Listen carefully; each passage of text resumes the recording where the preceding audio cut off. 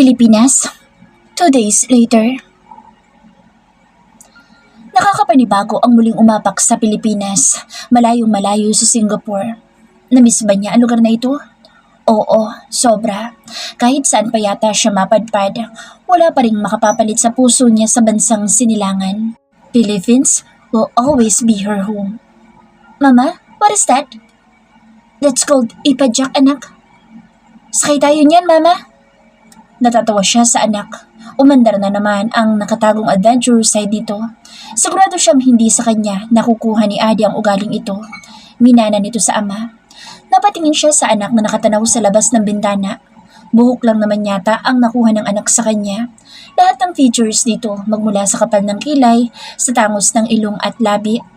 These are all Harvey's. Hugis ng mukha siguro, kanya. Pero ang mga abuhin nitong mga mata, hindi may pagkakailang anak ni Harvey. Sila kaya ni Megan? Ilan na kaya ang anak nila? Napabuntong hininga siya. Ilang ulit ba niyang sinabi sa sariling kakalimutan na ang lahat? Nang umalis siya ng bansa ay kasama niyang iniwanan ang mga hinanakit pero heto na naman siya, bumabalik sa masasakit na nakaraan. Napukaw ang pagninilay-nilay niya nang bigla na lang na magpreno si Joey. Munti ka na silang sumubsob ni Adi sa sandalan ng upuan sa unahan nila. Mabuti na lang at nayakap niya ito. Patay! Dali-daling tinanggal ni Joey ang seatbelt at umibis ng sasakyan.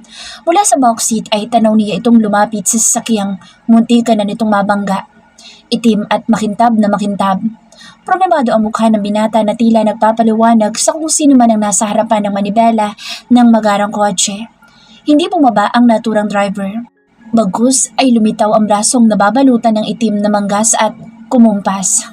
Awan niya but the moment she saw that arm, something inside her chest crunched. Bumundol ang hindi maipaliwanag na kaba na kahit nakapasok na si Joey sa kotse ay hindi niya maialis ang paningin sa sasakyang minanoobra na ng nagmamaneho at dumaan pa sa tapat nila. Odd. Mabuti na lang at makwento si Joey na divert ang atensyon niya. So, here we are. Ibang-iba na ang dating apartment ni Lynette. Renovated na iyon. Dito na naninirahan sina Nanay, Martha at Joey na kasalukuyan nag-aaral sa kolehiyo. Ito na bang apo kong si Adi? Si Nanay Martha ang nag-aalaga sa anak niya noong pumapasok siya sa community hospital sa Bulacan, kaya ganoon ito ka-attach sa anak niya.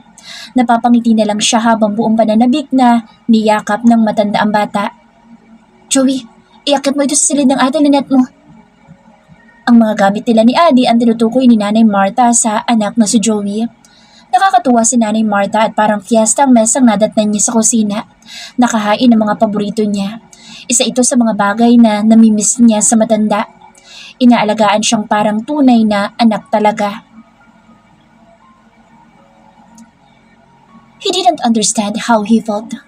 Habang nagmamanehong palayo mula sa sasakyang nakaengkwentro ay hindi niya maalis sa utak niya ang batang sa loob noon. Tumingin pa sa gawin niya ang paslit. Hindi niya nasilayang mabuti ang mukha nito pero sumikdo ang dibdib niya. Bigla na lang. It had been a very long time since he felt like this. There was only one person could make him feel both anxious and excited. Gusto niyang humalakhak. Isang batang paslit pa talaga na hindi man lang klaro sa kanya ang mukha ang magagawang maapektuhan siya ng ganito. Misery after misery. Never-ending pain. Labis na pangungulila. Ganito na lang ang alam niya. Sir, Mr. Carvajal is on the line. Mula sa pagkakatutok sa labas ng glass wall ay naupo siya sa harapan ng desk. Sinagot si Wade. Hey, any problem? Grabe ka, problema ka agad ang sinalubong mo sa akin? He chuckled. Tumikwas ang gilid ng bibig niya ngunit hindi umabot sa mga mata ang kanyang ngiti. Sigurado niyang ganoon din si Wade. They were both men of their prime. Alphas in their own ways. Yet, longing and broken. Do I sense loneliness? As always. Amin niya. Any news about her? Balik tanong niya. Buntong hininga ang narinig niyang sagot ni Wade. Are we cursed, Harvey? We have made us touch and business, but we can never get a grip on our women. Nagagawa pa rin pumailan lang ng pait sa kabila ng masiglang boses nito. Pilit na pinapasiglang kagaya niya. We must meet Frederick, Harvey. Sometimes ay hayaan na muna natin ang negosyo. Maybe we should. Pareho silang matayog ni Walter, subalit sa kabila ng lahat ay hindi nila makuha-kuha ang tunay na hinahangad ng puso, the woman of their desire. Napadako ang paningin niya sa nag-iisang frame sa loob ng kanyang opisina. The woman in the picture had that shy smile on her face. That lovely face that never failed to make his heart race faster. Janine. Matapos kumain ay namamahinga muna sila ni Adi ng isang oras at umalis ng muli. Tutungo sila sa burol ng Tito Clarence na yun. Sigurado siya magtataka ang mga ito kapag nakita ang anak niya. The thought added her anxiety, pero 4:00 pa lang naman. Hindi pa gaanong maraming tao sa funeral home na pupuntahan nila.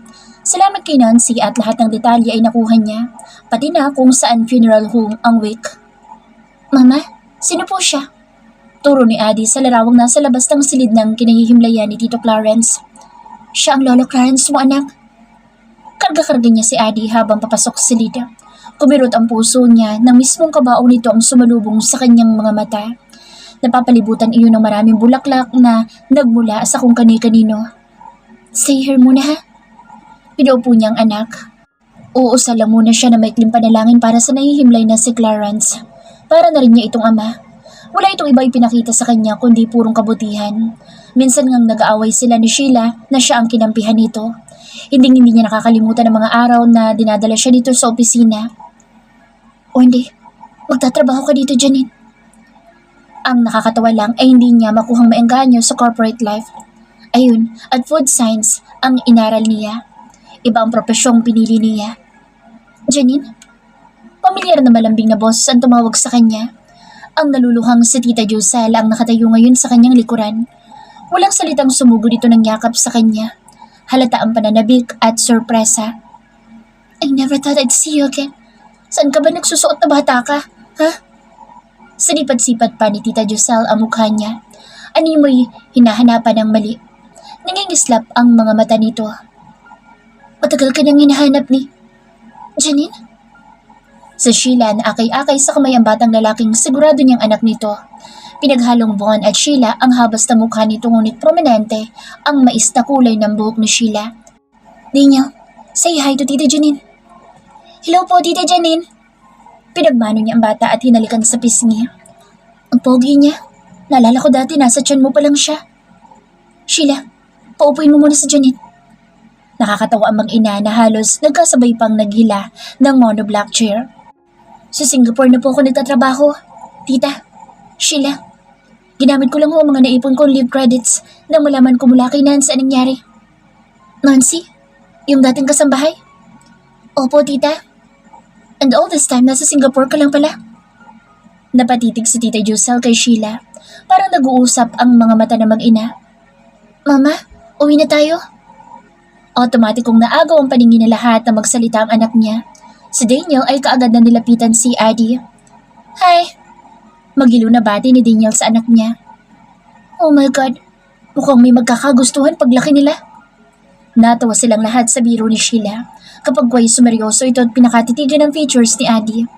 May bahid ng pangungunot ng noon nito. Is she? Oo. Mahinang pagkakasabi niya. Oh my God! Napatakip ng bibig si Sheila. Nananabik naman na nilapitan ni Josel ang bata at kinarga at niyakap ng mahigpit. Si Adi nagtatakaman ay ngumiti kay Josel. She looks a lot like him. Exactly like him. The girl version of him. Hindi siya umimik. Sabi na nga ba at yun ang unang-unang mapapansin. What's your name, baby? Sa Sheila na halata ang pagkamangha sa bata. Hinaplos pa nito ang kulot-kulot nitong buhok. Adi po. Magalang. So you, Janine, at nakikipag-akanta kapag kinakausap. You must have raised her so well. Napangiti na lang siya sa papuri. Janine, he doesn't have to know. Wala kang balak ipaalam sa kanya? He should know. Tumingin si Tita Josel kay Sheila. Si Tito Clarence lang po ang tanging pakay ko dito. Nothing else. May pinalidad sa tono niya. But, hayaan na muna natin si Janine. It's her call. Pinukol ng makahulugang titig ni Sheila ang ina. Mabuti pa ikwentuhan mo na lang kami. Kung ano-ano lang naman ang pinag-usapan nila, mostly ay ang tungkol kay Clarence. Sa gitna ng pag-uusap nila ay pansamantala itong tumayo at may tinawagan. Siya na may ngiting-ngiti na nakatitig lang kina Giselle at sa dalawang bata na instantly ay nag-click. Sorry ha, hindi po manhin ito nang makabalik sa pwesto.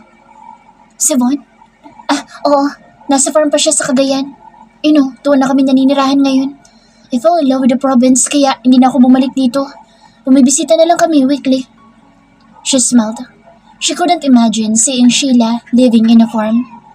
Sinong katuwang ni na Tito Clarence sa negosyo? May partner naman si Dad. Napatangu-tangu siya. Hindi na siya nagtanong kung sino. Ang mahalaga ay nakabangon ng mga ito mula sa kalupitan ng taong iyon. Tingnan mo mga anak natin. Parang tayo lang dati. Para mawaglit ito sa utak niya ay baling niya ng usapan. Oo nga, tingin ko magkakatuloy ng dalawang yan. Inulit nito ang sinabi. Sheila, masyado pang maaga para sa betrothal. And we know how bad arranged marriage could be. Pareho silang nasuong sa masalimuot na arrangement. Good for Sheila at nanindigan nito. Dumaan ang ilang segundo katahimikan sa pagitan nila ni Sheila. Kapwa sila may iniisip. Naisip mo pa rin ba siya? Si Herbie ang tinutukoy nito. I'll be lying if I said no. May connection kami. A living reminder na minsan sa buhay niya ay naging marupok siya. Ayaw mo bang itanong sa akin how is he? Napangiti siya ng mapakla. Para ano pa? Bumabalik na naman ang hinanakit niya. Nagkatinginan si na Giselle at Sheila. Tila may gustong sabihin sa kanya ngunit mas piniling wag na. Iba na lang pag-usapan natin. Ilang minuto pang pakikipag-usap at nagpaalam na sila. Nagbitaw siya ng pangako na babalik kinabukasan na taagahan niya. Tumayo na siya at inagaw si Adi mula kay Giselle at niya. Magpaalam ka na sa Mommy Giselle at Tita Sheila, anak. Niyakap ni Adi ng isa-isa ang dalawang babae. Sa Daniel naman ay nakagaya din at niyakap si Adi. May nilove-struck yata. Ang cute lang kasing tingnan ng mga bata. Bakit hindi na lang kayo sa bahay tumuloy? Magtatampo kapag hindi ka dumaan sa atin. Nasa bahay kami ng kaibigan ko, tita. Hayaan niyo ho, bago kami bumalik na Singapore, 2 gabi kami matutulog ni Adi sa inyo. Lumiwanag ang mga mata ni Giselle. Mama, I miss Nanay Martha na. I think I'm jealous sa Nanay Martha na yan. Animoy angil ni Giselle na humalukip-kip. Pinakawalan na rin sila ng mag-ina. Lula ng sasakyan ni Joey ay inihatid silang pabalik ng bahay. Ngunit kapansin-pansin ang paharurot na paghimpil ng makintab na itim na kotse sa entrance ng funeral home nang siya naman pag-andar ng sasakyan nila palayo. Kanina ko pa napapansin yung itim na sasakyan na yan na sumusunod sa atin ah. Napalingon siya sa sinasabing sasakyan ni Joey. Tintad ang salamin kaya hindi niya magawang aninagin ang nasa loob. Ang sasakyan bang ito kanina na halos makagitgitan ni Joey? Baka naman nagkataon lang, Jo. Simula sa funeral parlor pate. Mukhang ito nga ang kotseng halos banggain na ang entrada ng funeral parlor. Nabalo tuloy ng pagtataka ang isip niya. Katakatakang hanggang sa makarating sila sa bahay ay nakabuntot iyon. Ang hindi niya maunawaan ay kung paanong tila may kung anong lumukob na kaba sa kanyang puso. Kagaya na lang kanina, ang mga mata niya ay hindi mapigilang sundan iyon nang lumagpas iyon sa bakuran. Tila gustong manuot ng mga titig niya sa tintad na salamin at aninagin ang nasa loob. Suddenly, the wind blew. Napapikit siya nang tumabing ang ilang hibla ng buhok sa kanyang mukha. Gamit ang kamay ay hinawi niya iyon. Ang direksyong tinatahak agad ng sasakyan ang una niyang tinitigan nang muling magmulat. Ngunit maliban sa mga pampasaherong sasakyan ay hindi na niya natanaw iyon. Ewan ba niya pero may tila bahagi ng puso niya ang pinamahayan ng panghihinayang nang hindi iyon matanaw. Sa di malamang kadahilanan kumabog ang puso niya nang bigla na lamang. Yung pagpintig ni isang tao lang ang nakakagawa. Epektong nabubuhay sa kanya kapag nasa malapit ito o di kaya ay tinititigan siya. No, pinilig niya ang anumang kakatuwang pakiramdam. Coincidence lang. Loyola Memorial Cemetery. Minsan, ang kabutihan ng tao ay nasusukat sa araw ng kanyang kamatayan. Si Tito Clarence ay tunay na mabait kung ibabase sa dami ng hugpong ng mga taong nakiisa sa araw na inihatid ito sa pinakahuling himlayan. Business associates, mga kamag-anak ay nagtipon-tipon sa araw na ito. Higit na mas nakamamangha ang pagdalo ng mga taong walang pagdadalawan nitong tinulungan. Scholars, mga maralitang sa iisang sabi lang ay walang pag-aalilangang sinusuportahan. I never thought that would be this good. Janine, seeing all these throngs of people, gusto kong maiyak sa tuwa. Sa Sheila, pride ang mababanaag sa mga mata nitong nangingislap sa luha. Alam ko, isa kaya ako sa mga naging recipients ng kabutihang loob niya. Napatingin siya sa mga taong patuloy sa pagdagsa. Tito Clarence had lived a meaningful life. Naisip niya. Aalisin na sana niya ang paningin sa mga iyon nang mapako sa isang lalaking naglalakad palapit sa umpok ng mga tao. Preston, San Martin. Naglumikot ang mga mata niya. Kung nandito ang mga magulang ni Harvey, di malayong naririto din ang lalaki. Bigla ang pamumuo ng pawis sa kanyang noo. Nagiinit ang kanyang batok at tila isa-isang binubunot ang buhok niya sa anit. Pinamahayan ng iba yung kaba ang puso niya. Instinct told her na yakapin at kargahin na ang anak niya. Tila kasi yun lang ang tanging dapat niyang gawin. Janine, saan ka pupunta? Ilang hakbang na ang nagawa niya karga ang adi niya. Yes, she is her adi. Wala siyang balak na ipakilala o ipasilip man lang ito sa lalaking iyon. Sheila, I need to go. Janine, please. Iniwan muna nito si Daniel sa katulong na kasama tinabol sila. Janine, wait! Sheila, aalis na kami, please. Naunawaan ni Sheila ang takot niya. Siniksik niya sa dibdib ang mukha ng anak. Natatakot siyang makita ng mga ito ang anak niya. You can't hide her from them forever. Malumanay nitong paliwanag. Hindi pa ako handa, Sheila. At bakit ba nandito sila, ha? Di ba galit si Senyor Irene at Harvey sa inyo? Naghalo na ang inig at iritasyon sa boses niya. Pati niya ang nakapintang ekspresyon ngayon sa mukha niya ay hindi maipinta. Harvey had to know. Dapat kahapon pa kayo nagkita. He is aching to see you. Kaya lang mukhang hindi pa akma dahil alam kong kakaripas ka na naman ng takbo.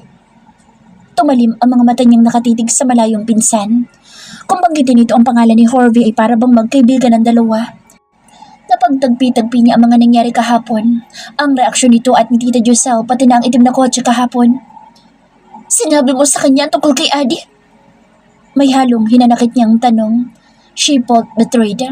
Bakit kailangan pangunahan nito ang mga desisyon niya? Hindi sumagot si Sheila pero hindi man lang kababakasan ng kahit na konting kaba. Like she was doing the righteous decision she could have. And silence means yes. Bakit? Puno ng hinanakit niyang tanong.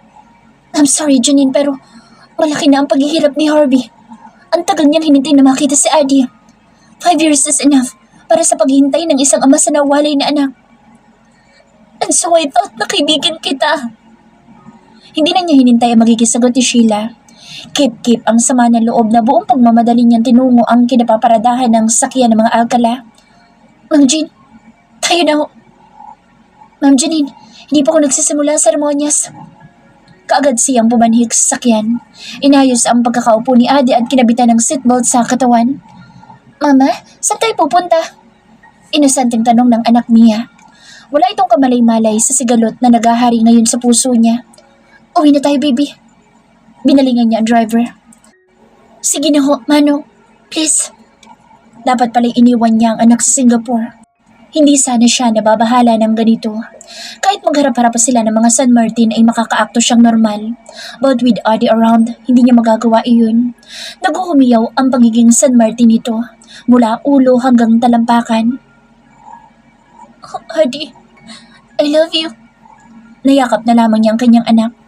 Love din kita, Mama.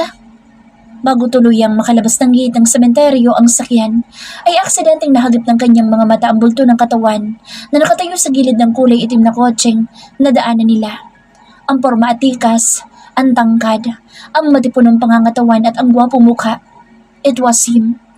Ang kaibahan lang ay ang matitiim na titig ng mga mata nitong nakasunod sa sasakyang kinalululanan nila. On top of everything, his gaze has found its way to her heart. That familiar beat. Naroroon na naman na pakiwari niya ilulukso na sa kinalalagyan ng puso niya. Kumabog nang hindi niya mapikil. Hanggang ngayon ba? Harvey. Tintad man ang salamin, ngunit bumabaon sa kanyang kaibuturan ang mga titig nito. Tumutupok sa kanya. Kung galit man ang nakasungaw sa magandang pares ng mga matang iyon, ayaw niyang bigyang halaga. Iisa lang ang alam niya. Nahubaran na ang katotohanan ng pinipilit niyang itago. Mahirapan na siyang magkailapa. Ang dali naman ninyong umuwi. Nagmano muna siya kay Nanay Marta. Nay, pakibantayan mo muna si Adi ha. Aalis lang po muna ako saglit. Saan ka pupunta? At bakit balisa ka? Magpapa-rebook ko muna ako ng ticket namin ni Adi. Nay, pabalik na Singapore. Nagtaka ang ginang. Isang linggo kayo dapat na mananatili dito, di ba? Hindi ba't pupunta tayo ng Bulacan? Di ba at sa mga alkala ka pa ng 2 gabi bago ka umuwi ng Singapore? May emergency lang ho, Nanay. Gustuin man niya ipaliwanag ang lahat ngunit pakiwarin niya nauubusan siya ng oras. Tila ang daluyan nga ng hangin sa katawan niya ay temporaring nagsarado. Ang hirap lang ng sitwasyon niya. Humalik muna siya sa anak bago tuluyang umalis. Mahigit 1 oras lang naman siyang nawala. Kapag umalis siya sa bahay at naiiwan sa Adi ay hindi siya mapakali hanggang hindi nakakasama ulit ang anak. Dumaan muna siya saglit sa isang chain ng Jollibee at ibinili ng pagkain ng anak. Nasa bungad pa lang siya ay tanaw na niya si Nanay Marta. Aligaga ito at panay ang palakad-lakad sa tapat ng pinto habang nasasapon ng likod ng palad ang noo. Janine, bakit ngayon ka lang? Si Nanay Marta na halos mangiyak-ngiyak nang sumalubong sa kanya sa gate ng bahay. Si Adi, may kumuha sa kanya. Nabitawan niya ang hawak na supot ng pagkain. Direktang bumagsak iyon sa sahig. Wala na sa isip niya kung natapon man ang lamang pagkain ng sidlan. Ang mahalaga lang naman sa kanya ay si Adi. Sino ho? Bagaman, alam na niya kung sino ang magkaka-interes na kunin si Adi. Ama daw niya. Harvey. Mahina niyang usal. Frustrated na naihilamos niya ang kanyang 2 palad sa mukha at parang batang napaupo sa wicker seat sa hardin at umiyak. Bakit niya hinayaang kunin ang taong yun ng anak ko, Nay? May dalang 2 pulis at tinatakot ako na kidnapping. Mukhang mayaman. Nasindak ako. Ang mga luha niya'y walang patid sa paglandas. Naguunahan kaagad. Basta nag-iwan ng note. Pinahid niya ang mga luha sa nalalabong mga mata at binasa ang laman ng kapirasong papel na inipit ito sa bulsa ng duster. It's about time. I take back what is mine. If you want to see her, meet me tonight at 7. You know where to find me. Come alone. Napahagulhol siya. Kilalang-kilala niya ang sulat kamay na iyon. May diin ang bawat pagkakasulat na halos bumaon na nga sa likod ng papel ang gamit na tinta. Harvey, bakit? Kinuha ni Harvey ang anak niya. Sa yaman nito kapag dinaan sa legal na proseso ang lahat, paniguradong matatalo siya. Pwede din itong daanin sa sapilitan na paraan ang ninanais dito. Harvey is more than capable of doing horrifying things. Kinulong nga siya noon. Umakyat siya sa silid niya at padapang nahiga sa kama. Hindi mapatid ang pag-iyak niya. Ang sakit-sakit ng dibdib niya. Sina Nanay Marta at Joey hindi malaman ng paraan na magpapagaan ang kalooban niya. Ang bigat sa pakiramdam. Hanggang sa dumating ang takdang oras, hindi na niya pinagkaabalahang ayusin ang sarili at agad na nagpahatid kay Joey sa bahay ni Harvey. Alam niyang namumugto ang mga mata. Wala na siyang pakialam pa. Ang mahalaga lang sa kanya ay makuha muli si Adi. Ganoon pa din ang bahay. Maayos na naminti na. Siguro ang galing na may bahay ni Megan at napanatiling maganda ang fakid ng tahanang minsan ding naging kanlungan niya. Habang nakatitig sa bahay, dahan-dahan din lumilitaw sa balintataw niya ang mga alaalang kakabit dito. Masasaya, masasakit. Ngunit nangingibabaw ang pait. Humugod siya ng malalim na hininga. Inipon ang lahat ng lakas na meron siya bago pumanik sa nakabukas na gate. Alang-alang sa mahal na mahal niyang anak, tatapangan niya ang sarili na muling tumuntong sa pamamahay na ito na pinangakong hindi na niya kailanman babalikan. Matatapos na nito, Janine. Wala kang hindi kakayanin para sa anak mo. Finally, she reached the main door. Napalingon siya ngayon sa kinapaparadahan ng sakyan na sigurado siyang kay Harvey. Ang nakakainis pa ay nakikinikinita pa niya ang mas batang Janine at Harvey na walang patumanggang naghahalikan sa bawat pagkakataong inihahatid niya ito sa sasakyan noon. Nasa problemadong sitwasyon siya pero nagawa pa niyang silipin ang nakakasuyang memoryang iyon. Nagpatuloy siya sa paghakbang. Pakuwari niya ipatungo siya sa isang madilim na kuweba. Walang kasiguraduhan ang patutunguhan niya. Hanggang sa tuluyan siyang nakapanik sa loob ng tanging liwanag na nagmumula sa komedor at ang kinaroroonan niya ang tanging nagsisilbing ilaw. Pakiramdam niya tuloy ay para siyang nasa isang stage kung saan sa kanya lang nakatutok ang spotlight. At hindi nawawala sa kanya ang pakiramdam na para siyang hinuhubaran. Napalingon siya sa sofa. Dito ang first time nila ni Harvey. Parang nakikinig-kinita pa niya kung paano siya inangkin ng lalaki at kung paano siya nagpaubaya. It was a lingering memory. Parte ng pagkatao niya na anuman ang gawin ay sumusulpot sa kanyang alaala. Ipinilig niya sa utak ang mga alaalang iyon. Ang lagyan ng puwang sa isipan ng mga iyon ang hindi niya dapat gawin. Harvey. Ilang taong hindi namutawi sa bibig ang pangalan nito. Saying that name had become a self-imposed taboo. Harvey? Walang sagot pero nandoon pa rin ang pakiramdam na tila may mga matang nakatitig sa kanya. Alam na alam niya ang ganoong pakiramdam. Kilalang kilala ng katawan niya. All fibers of her being knew well. Pamilyar sa kanya kahit ang pagtaasan ng kanyang mga balahibo. Ganitong ganito kapag hinuhubaran siya nito at nilalakbay ng mapupungay na mga mata ang kahubdan niya. Oh, Janine, ibang ipinunta mo dito. Sa kanya napagtanto ang suot niya. Ang damit niya ay hanggang ibabalang ng tuhod niya. Exposed ang mga hita niya. Isa sa mga bahagi ng katawan niya na paboritong halik-halika ni Harvey noon. Jesus, ano bang nangyayari sa kanya? Those sexual thoughts should never occupy her memory. Pinapunta ba dito siya para maramdaman ng ganitong torture sa pakiramdam? I hate you, Harvey. Adi? Muli ay tinawag niya ang pangalan ng anak. Wala pa ding sagot. Naiinis na siya at nahahaluan ng takot ang dibdib niya. Nang bigla ay bumulaga ang liwanag sa buong sala. Then, there he was, sitting on the couch while looking at her intently. Para itong mafia boss na nakaupo lang at nakapatong sa armrest ang siko at nakatukod sa baba ang kamay at nakaekis ang mga paa. Kakaibang Harvey ang nakikita niya ngayon. Wala yung kislap sa mga mata. Ang Harvey na tinititigan niya sa ngayon ay may nagbabadyang malamig na galit sa muka. Nakatutupok ngunit gaano man iyon nakaka-intimidate ay natagpuan pa rin niya ang tapang na salubungin ng nakapapaso nitong mga titik.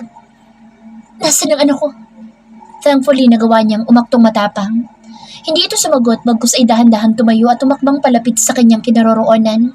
His intense gazes never left her, na para bang gusto nitong pasukin ang kanyang kaluluwa. Nais niyang umatras ngunit sa kakatuwang dahilan ay napako siya sa kinatatayuan. Tila hinihigop ni Harvey ang buo niyang katinuan. Lord, bakit ganito pa rin ang epekto ni Harvey sa kanya? Nakakapanghina pa rin ang paraan ng mga titig nito. Hanggang kailan ba ako lalaya sa ganitong pakiramdam? Akala niya ay okay na siya. Then that familiar scent embraces her whole being. It blanketed her senses. Nakaliliyo pa rin ang presensya at manly scent nito. Ang dami niyang gustong sabihin pero napinit sa kanyang utak. But things had to be said. Kailangan na matapos ang kahibangan nito. Nasaan ang anak ko? Walang iya ka! At last, she pulled all her courage to speak. Umigting ang panga nito. Naningkit ang mga mata. Before she knew it, ay nakatayo na sa mismong harapan niya si Harvey. Para itong matayog na puno na nakatunghay sa kanya. She felt so small beside her lalo at nakaflats lang siya. Anak mo? Napaatras siya nang makitang tila walang balak na huminto ito while his gray eyes were fixed on her. He was trying to intimidate her pero hindi siya magpapatalo. Hanggang sa bumunggo ang likuran niya sa sofa. She swears her knees are turning into jelly. At ang nakakainis pa ay ang lintik na sopang iyon pa na sa tansya niya ay nakapwesto sa kinaroroonan nito noon. Siya ang naglagay noon. Anak mo lang talaga. Napaigik siya nang pabigla siya nitong daklitin sa braso. Harvey! Naiintakutan siya sa nakikitang galit sa mga mata nito. She had seen this anger before at tumantong ito sa pursahang pag-angkin sa kanya. I understand na abot hanggang sukdulan ang galit mo sa akin. Pero ang itago mo sa akin ng anak ko, Janine, that I couldn't forgive. Galit na galit ako that I could strangle your delicate neck right now. Ito pa, ang may kakayanang magalit. Because you are not fit to father my child. Bullshit! Diyos ka ba na nakakaalam sa kung ano makabubuti sa kanya? I am her father for pity's sake. Dugot luman ko siya. Hindi siya nabuo ng dahil lang sa exile mo. Pareho nating inakyat ang langit ng sarap para mabuo si Adi.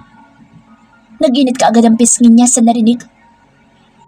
You stripped me of my right to father her. Hindi niya kinayang salubungin ang mga titig nito. Sa kabila ng puot nito ay may nababasa siyang hinanakit. Harvey, please. Bitawan mo ako. Nasasaktan ako. Tumulo na luha niya. Saka lang din, parang lumambot ang itsura nito. Binitawan siya ni Harvey kasabay ng malulutong na pagmumura. Hindi naman ganito sa Harvey noon. Yung Harvey na laging sweet sa kanya. Pero noon yun, hindi niya dapat kalimutan na sinungaling pa rin ito.